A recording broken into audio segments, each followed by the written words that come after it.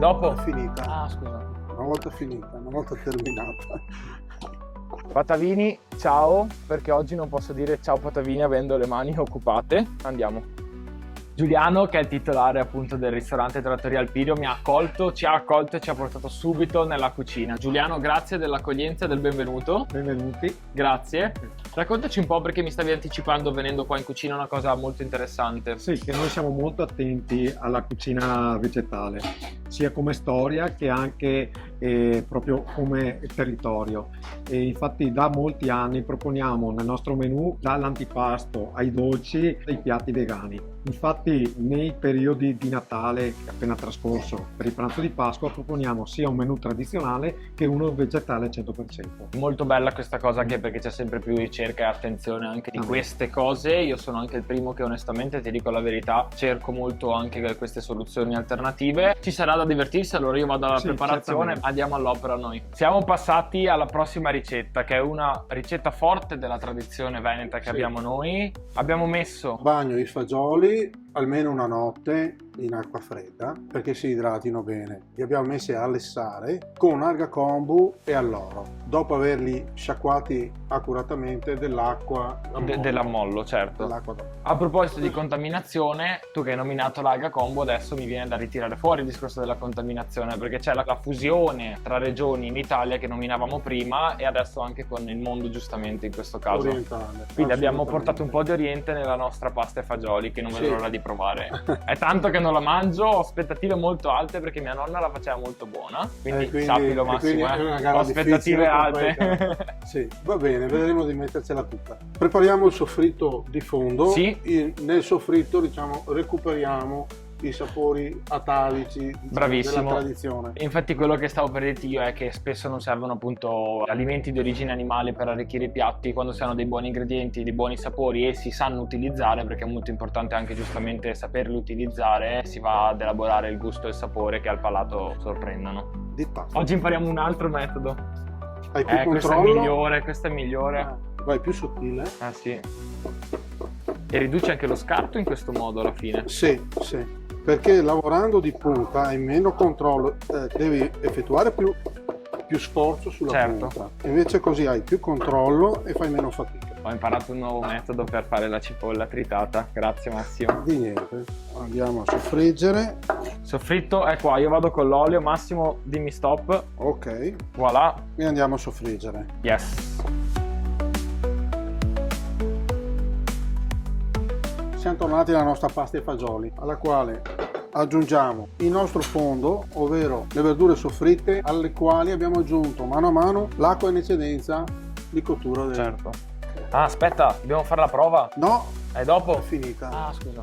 Una volta finita, una volta terminata. Allora, andiamo ad aggiungere le nostre verdure.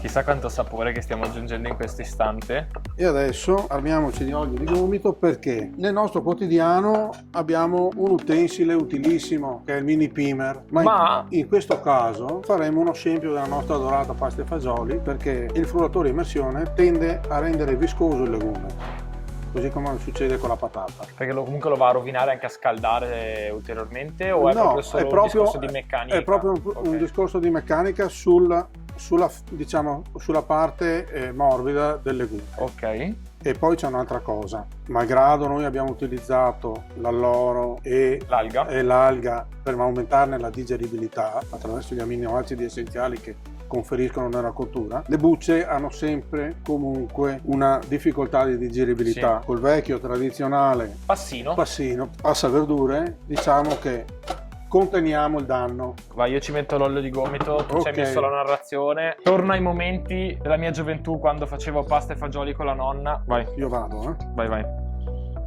Ok. Sto ritornando bambino. Sono un piccolo bambino emozionato. Un'altra accortezza è ogni tanto dare un semigiro. Al contrario? Sì, perché le bucce bloccano il passaggio. È un lavoro di pazienza. Come tutte le cose belle e buone ci vuole pazienza. Ma ne vale la pena. Le foglie dall'oro, dopo la cottura, le abbiamo tolte. saltato. Vai. Una volta cotti i fagioli togliamo le foglie dall'oro, che ovviamente non passerebbero, mentre l'alga kombu la possiamo lasciare tranquillamente dentro perché arricchisce la nostra pasta ai fagioli. Stavo dicendo a Massimo che appunto mia nonna non la passava tutta e Massimo è arrivato con un mestolo e un altro con cui sta arrivando adesso, appunto del fagiolo intero, per avere anche la consistenza del fagiolo e un po' di buccia che ci sta bene, sì, sempre. Infatti. Bene, aggiungiamoci. Cosa facciamo adesso? Una sfumata di extravergine d'oliva, rosmarino e aglio per arricchire di profumi la nostra minestra. Mamma mia, che poi il rosmarino è perfetto per la pasta e fagioli. Allora, mettiamo la pasta. Io stavo giocando col cucchiaio, nel frattempo è arrivato Massimo appunto a dirci che... Mettiamo la nostra pasta. Oh. La nostra sfumata di rosmarino e aglio. In questo modo abbiamo i profumi senza avere gli aghi del rosmarino. Che... Bellissimo. Sono veramente un bimbo emozionato, euforico.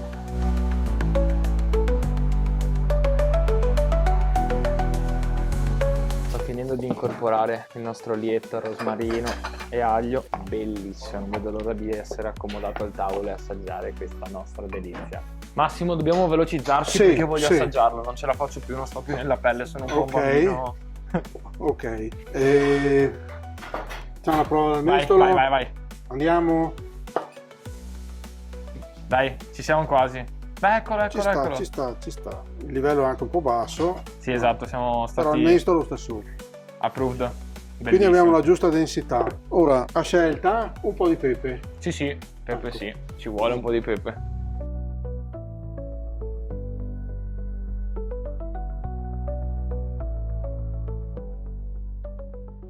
Grazie. La nostra pasta e fagioli. Adesso andiamo subito a assaggiarla.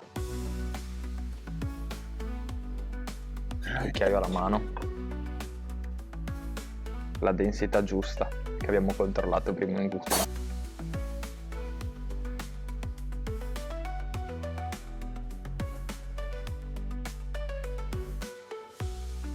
È bellissimo perché si sente un sacco il rosmarino, ma appunto non ci sono le foglie di rosmarino, come diceva prima Massimo, si sentono un sacco i fagioli.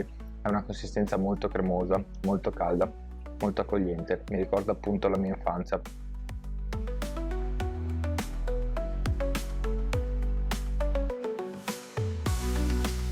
Perché c'è anche una cosa che dobbiamo fare, ne dobbiamo avere abbastanza per far stare il mestolo. Sì, esatto, è vero, infatti ci ho pensato anch'io dopo. Vai. Il livello è anche un po' basso. Sì, esatto, siamo stati... Però il mestolo sta su. Approved.